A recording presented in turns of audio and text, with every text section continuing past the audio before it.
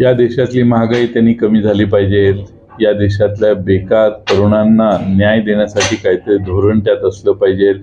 भारतातल्या शेतकऱ्यांच्या आधारभूत किमतीसाठी काहीतरी जालीम उपाय त्यांनी काढून भारतातल्या सर्व शेतकऱ्यांना आधारभूत किमतीच्या खाली ज्यावेळी शेतीमालाचे दर जातात त्यावेळी केंद्र सरकार आधार कसं देणार हे सांगितलं पाहिजे. देशात जे पीक विम्याच्या पॉलिसीज आहेत त्यामुळं पीक विमा कंपन्या जो फायदा मिळवतात आणि शेतकऱ्यांच्या तोंडाला पानं पुसली जातात त्यावर काही ठाम उपाय कायद्याने आणि काही योजनेतून केंद्र सरकारने केला पाहिजे. भारतातल्या ज्या वेगानं भारताची प्रगती व्हायला पाहिजे ती प्रगती होत नाही असा आज निष्कर्ष हळूहळू यायला लागला आहे.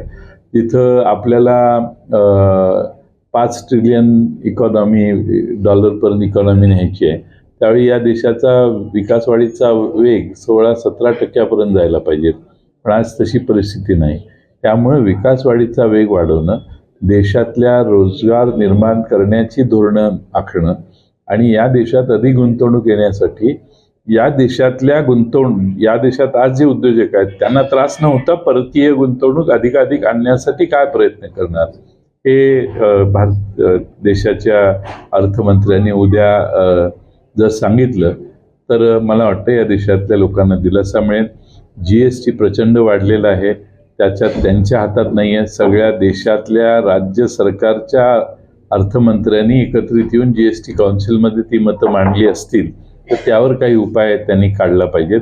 अशा वेगळ्या गोष्टी आहेत की ज्याच्यामुळं या देशातल्या जनतेला महागाई, बेरोजगारी आणि शेतकऱ्यांच्या प्रश्न याच्यातून सुटका मिळेल. देश विदेशातील प्रत्येक घडामोडींचे लाईव्ह अपडेट मिळवण्यासाठी आता साम टीव्हीच्या सर्व सोशल मीडिया प्लॅटफॉर्मला लाईक, फॉलो आणि सबस्क्राईब करा. तसंच सर्व नोटिफिकेशनसाठी बेल आयकॉन प्रेस करायला विसरू नका.